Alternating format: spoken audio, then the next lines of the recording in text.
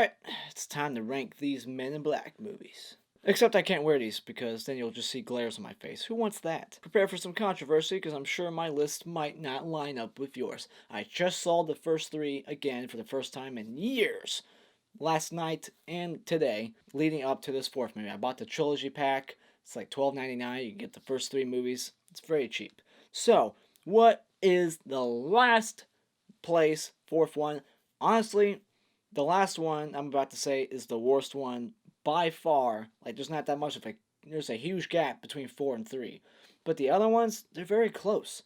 They're very good. So you get 3 decent to great movies in this franchise, and then one that's just like not for me at all. And then probably if you're a fan of crazy, like zany, over the top, corny shit, you might enjoy this one. But yeah, number 4, Men in Black 2. This one is crazy fucking stupid, and let's get into it. I got some notes here. First off, I didn't know that all these people were in here. Okay, we got Derek Mears, Jason, and then we got Michael Bailey Smith, the hillbilly in Hills Have Eyes remake. We got Nick Cannon as a cameo, David Cross, comedian, Small Soldiers. Love that movie. Martha Stewart, Michael Jackson, Johnny Knoxville. You know your movie is gonna be bad when he's in it. And the director, Barry Donenfeld, he has a cameo, and we got Patrick Warburton, Joe from Family Guy. So we got all these people, and it still doesn't save the movie. Alright, but the things I do like about the movie is that compared to the first one, this one has a better pace. It's very quick. It's the shortest one of the franchise. It's an hour and 20 minutes, and then like 5 minutes of credits. So it's very short. It has more comedy than the first one, but a lot of it's cringy as fuck. But there is a lot more fun to be had in this one than the first one.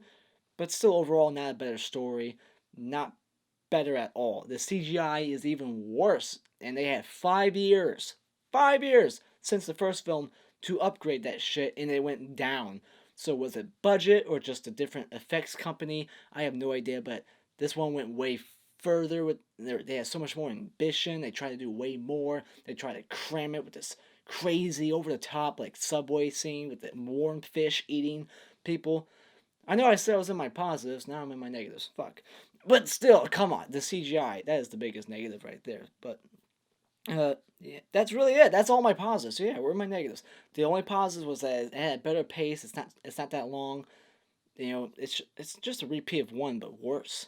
Lots of convenient shit. It starts with this story of like it just feeds like the whole plot of what's about to happen down your throat, and then that story gets repeated again later on. It's like you could have just saved it for there. Why? I don't know.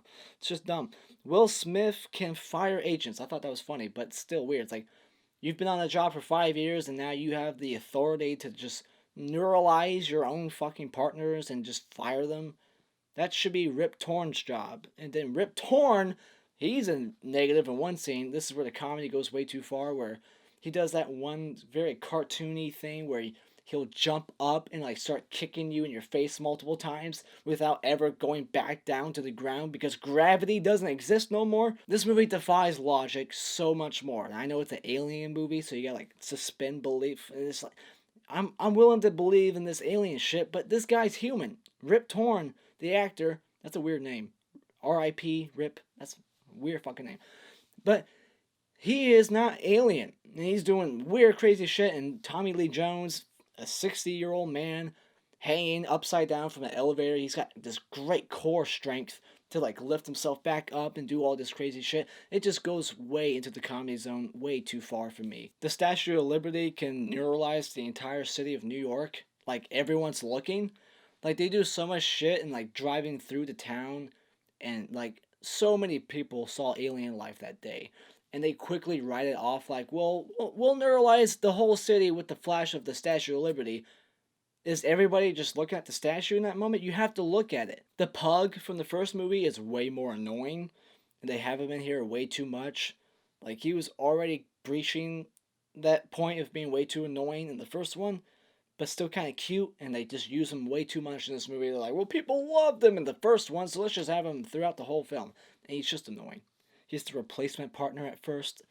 And then, like, the convenience of, like, well, how do we bring Tommy Lee Jones back into the movie? Well, he's the only one that knows the answer to what's going on. Oh, convenient. And then, like, there's, like, all these monsters that keep like grabbing Will Smith, and they'll take forever to like do any damage to him, or just no damage at all. Like one guy almost breaks his back, but he just takes his fucking time with it.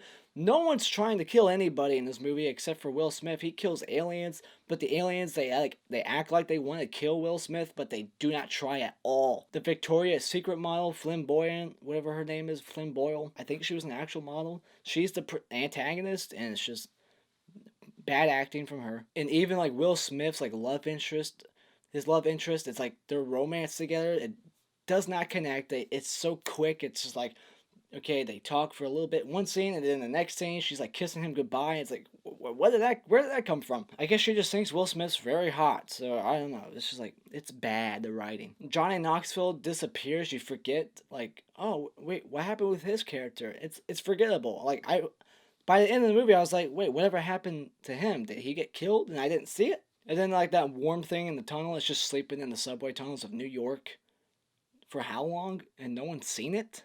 Get the fuck out of here. Alright, I'm done talking about this one. I've talked about it way too long, so let's move on. What's my number 3?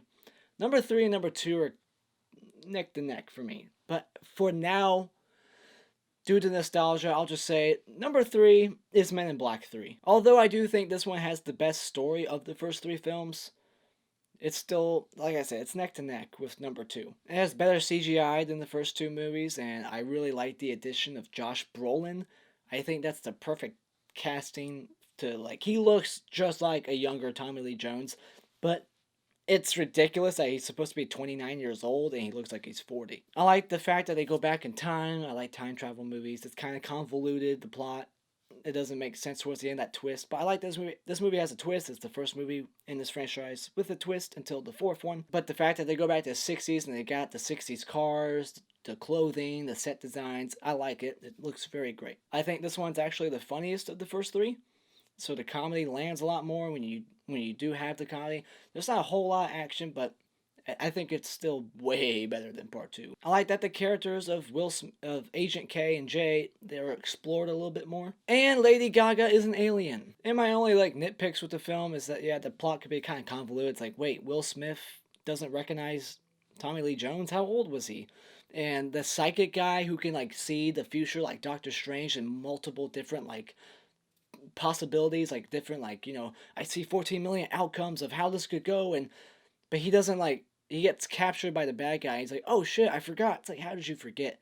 Like, you still had like a couple seconds to like duck or get out of the way, but he just gets captured. And I was like, bullshit. And my other negative slash nitpick with this film would just be there's not enough Tommy Lee Jones. He's in the first like 10 minutes, and then he's back in like the last 3, and then he's just gone. Now, moving on to my number 2. What's it gonna be? The original in 1997 or the 4th one? I almost said remake. It's not a remake, it's a sequel. My number 2, shockingly, will go to the original. This is one that I saw quite a few times as a kid, and it actually creeped me out. This one is definitely the more, like, scarier of the 3. Like, if you show this one to a kid, like 6 years old or younger, this is actually kind of terrifying. And that's really what holds it up above 3 for me, is that it's got those horror elements to it that I can appreciate. You got this great performance by Private Ryan himself. I forget the actor's name. Vincent D'Onofrio something.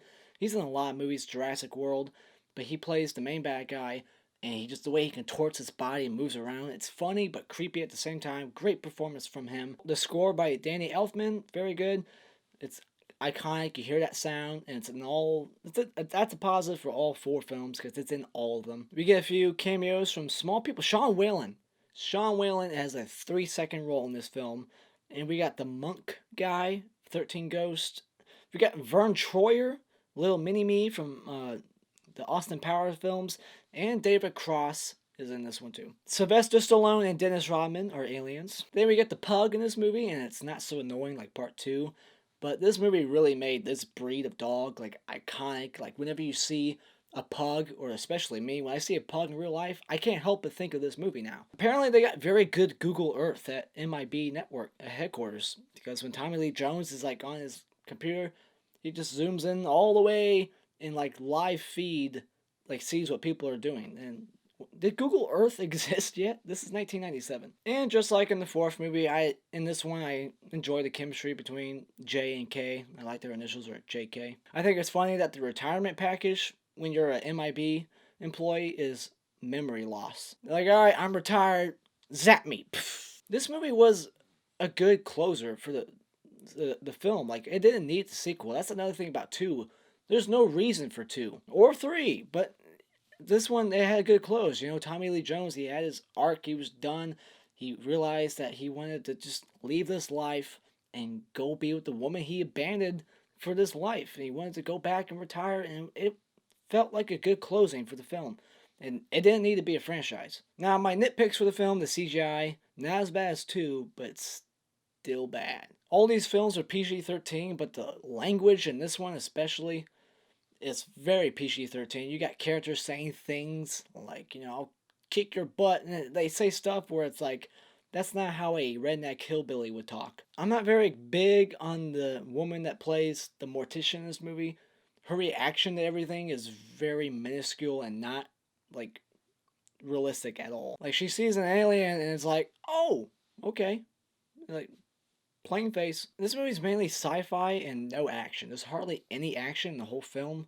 And that surprised me on this viewing. I was like, I was expecting more. There's hardly any action and there's hardly any comedy. Not to say that there isn't any, but it was a lot, like, tamer than what I had thought. And the pacing through, like, the first 2/3-ish, it's like, it's kind of slow. Because it's building that story with, like, you know, the Will Smith, you know, finding out about MIB and training to be an agent and meeting Kay, and you know, it's kind of slow. But overall, I enjoy it. It's just about on the same level as Part 3. It's definitely way better than 2. Everything's better than 2. I checked Rotten Tomatoes and they agree. I know they're not right about everything, but Rotten Tomatoes agrees with me. Number 2 sucks. Now my number 1, Men in Black International. I went into this movie like, okay, whatever. Give me what you got. And I was actually blown away. I was like, this is actually pretty good. Like, it has a very good flow and pace. The story, it's not all that... it's just like the other ones, you know, you get the main villain who just wants to take out, like, these galaxies. All these films, it's like, you know, if we don't do this, this galaxy is gonna blow up. It's got the same story, but it's still... you don't care about that. You care about these characters. They're fun. And I like the addition of... I don't know that comedian's name, but he plays Steve, the little guy on Tessa Thompson's like shoulder. I thought he was a great addition, way better and funnier than the Pug will ever be. But if you want to hear all my full thoughts on International, you can check out my review. I just uploaded it before this one, so go ahead and check out that review. But anyways, that's my ranking of this franchise. Post your ranking in the comments below. What's your favorite Men in Black? What's your least favorite? Is it close to mine? Let me know, and thank you so much for joining tonight. Hit this like button, support this video, tell all your friends about me. You can follow me on social media if you wish to do so, and consider becoming a subscriber today by clicking on my cartoon face in about 5 seconds to see more. And until next time, I'll be seeing you.